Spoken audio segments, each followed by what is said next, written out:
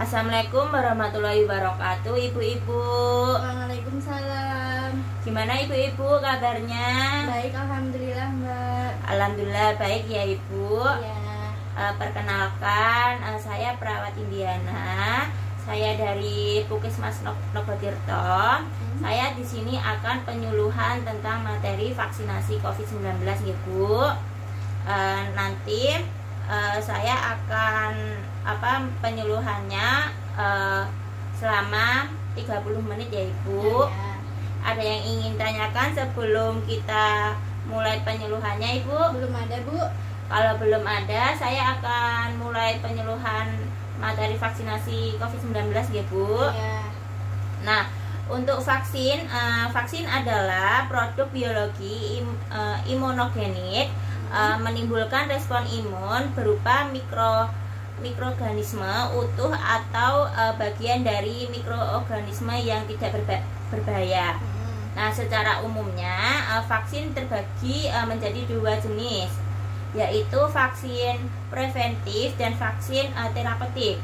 Nah, untuk vaksin preventif ini ditunjukkan untuk pencegahan suatu infeksi, sedangkan vaksin terapeutik ini ditunjukkan untuk pengobatan suatu penyakit, misalnya kanker.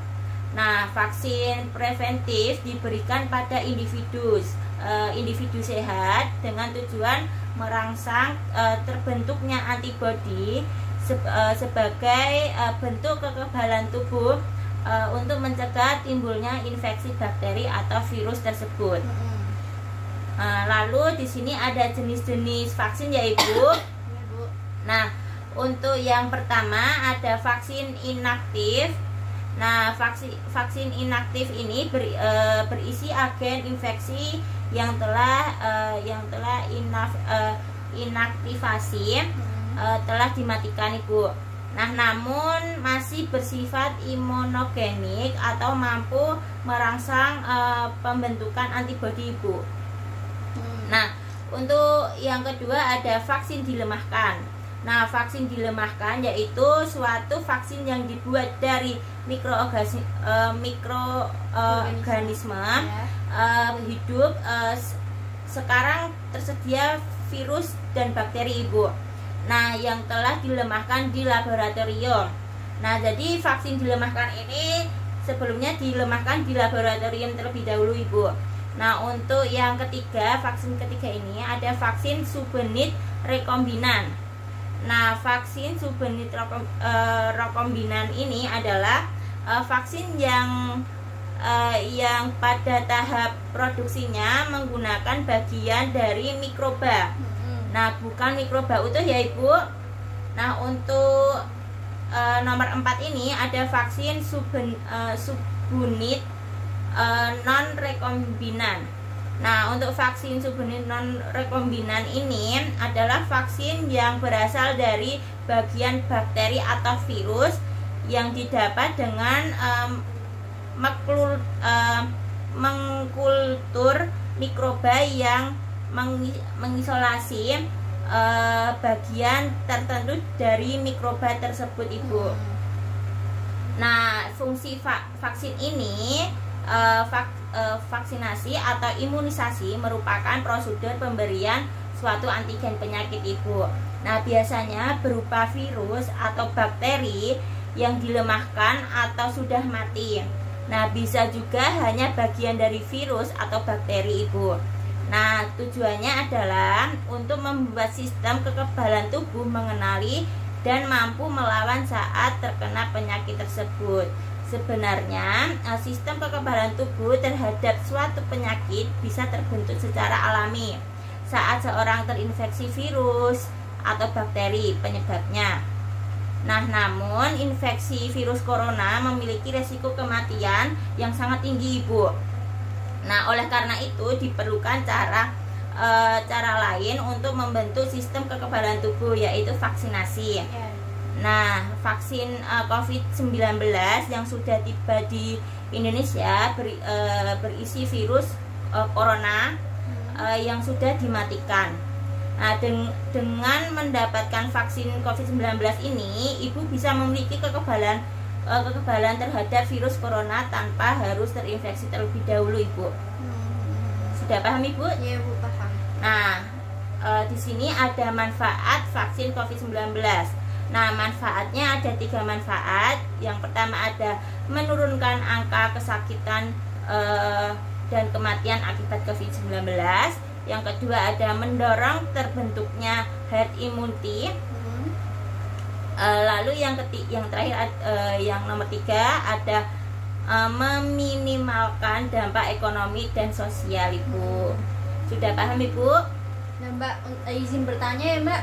Ya. Untuk vaksin ini di Indonesia ini mulai beredar kapan ya, Mbak? Baik, Ibu, saya akan menjawab pertanyaan dari Ibu, nggih, Bu. Pertanyaan kapan beredar vaksin di Indonesia, nggih, Bu? Nah, saya akan menjawabnya. Pengembangan produk vaksin dari tahap awal hingga mendapatkan persetujuan izin edar umumnya membutuhkan waktu yang sangat lama, Ibu. Sekitar sampai 10-15 tahun, Ibu.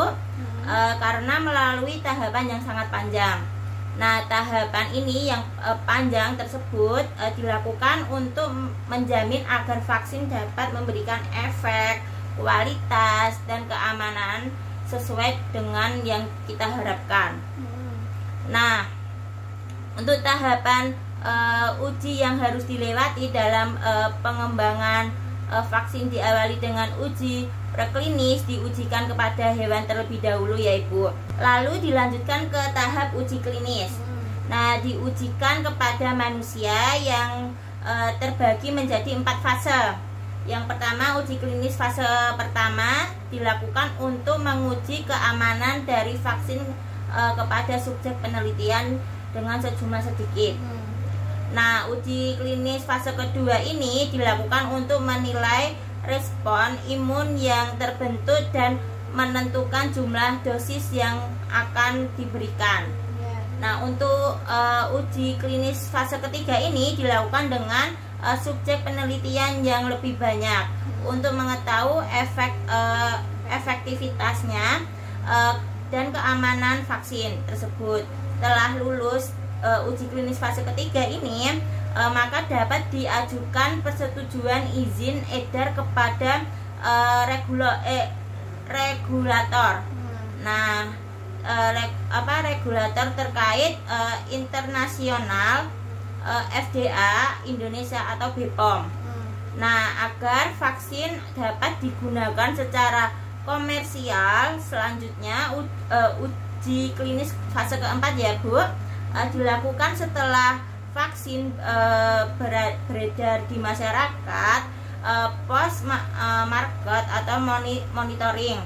Nah, untuk memantau efektivitas dan keamanan vaksin tersebut, Ibu.